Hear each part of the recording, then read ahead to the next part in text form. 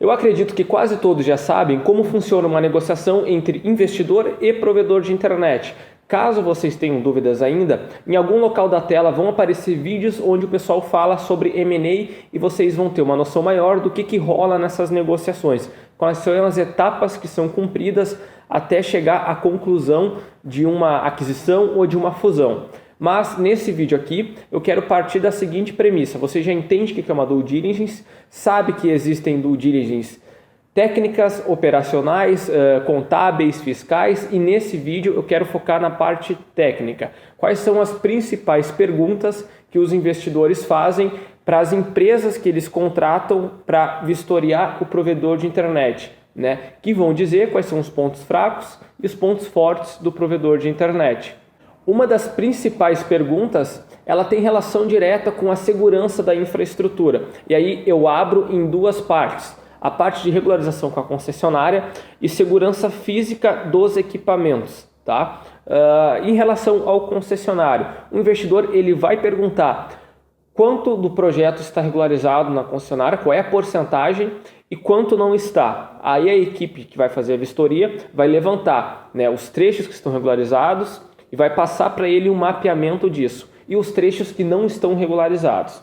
Em cima disso, o investidor vai perguntar: qual é o meu esforço para regularizar isso? Né? Quanto que eu tenho que investir? Qual é a reserva de contingência que eu preciso separar para fazer essa regularização? Quanto tempo isso vai demorar? E é possível ainda fazer essa regularização? Muitos trechos, a quantidade de ocupantes já excedeu o número limite da concessionária, ocupantes regularizados, né? E aí o provedor não tem outra alternativa senão lançar poste em paralelo, cabo subterrâneo ou ir para uma rota alternativa. E isso começa já a desagradar o investidor. Eu quero que você se coloque no lugar dele. Pensa que você, dono de provedor de internet, quer diversificar os seus negócios e, sei lá, quer atuar no ramo de alimentação. Só um exemplo aqui.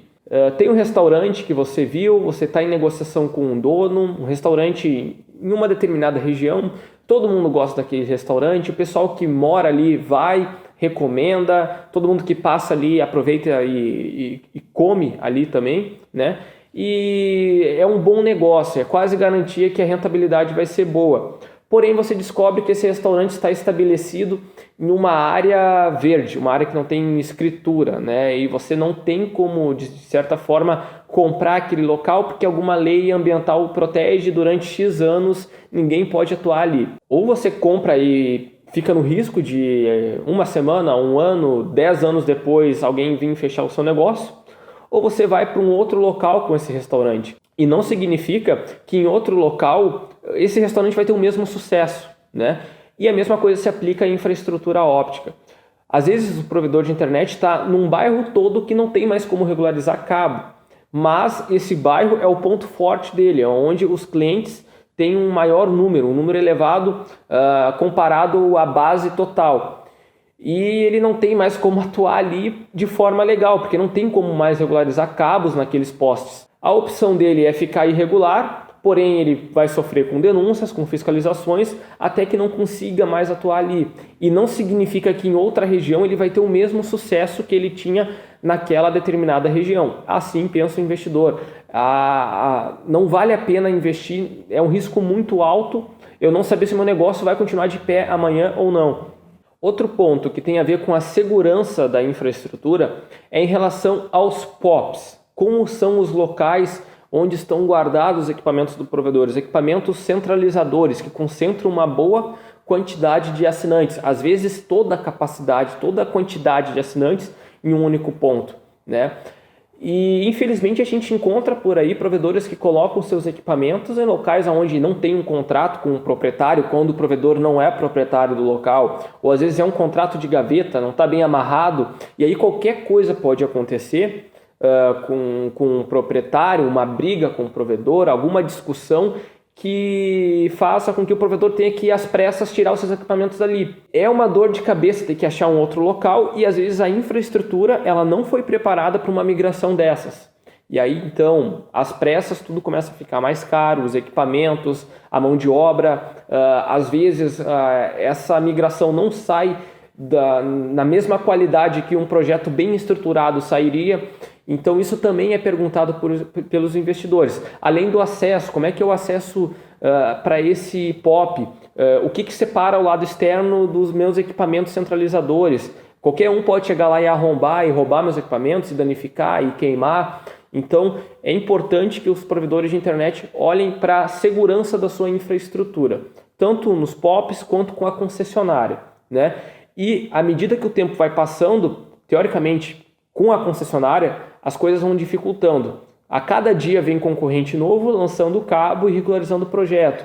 E aquela capacidade limite ela vai se esgotando. Então, por favor, corram atrás disso para que vocês não percam uma boa oportunidade de negócio. E saindo um pouco da segurança da infraestrutura, uma outra pergunta que é bastante feita pelos investidores é em relação ao nível de capilaridade disponível para crescimento. Você concorda que todo investidor, quando ele compra um negócio, ele quer manter, é claro, o sucesso daquele negócio, né? E escalar, e ir mais além, né? Só que às vezes a rede do provedor ela não permita que ele escale naquela área onde ele já está atuando. E aí, se ele quiser aumentar a taxa de penetração, por exemplo, ele vai ter que lançar uma infraestrutura sobreposta e o custo é elevado. Então isso também é bem visto pelos investidores, né? O que eu tenho disponível para crescer ainda? Muitos investidores eles não compram uma operação para ficar com ela para o resto da vida. Eles compram para crescer um pouco e vender para uma Big Telco, vender para um fundo de investimento. Então eles buscam essa escalabilidade a baixo custo e de forma mais rápida e simples possível. Então é importante que, se você não tem, que você prepare a sua rede para isso, e se você está começando agora, já olhe para isso com atenção, porque lá na frente isso pode fazer que você faça um bom negócio, ou pelo menos não deixe que você perca uma boa oportunidade. Então, pessoal, essas são as dicas que nós queremos passar hoje, né? O que mais pega nas diligências? Essas situações que eu passei aqui já interromperam negociações, já elevaram o tempo ou diminuíram o valor do provedor de internet.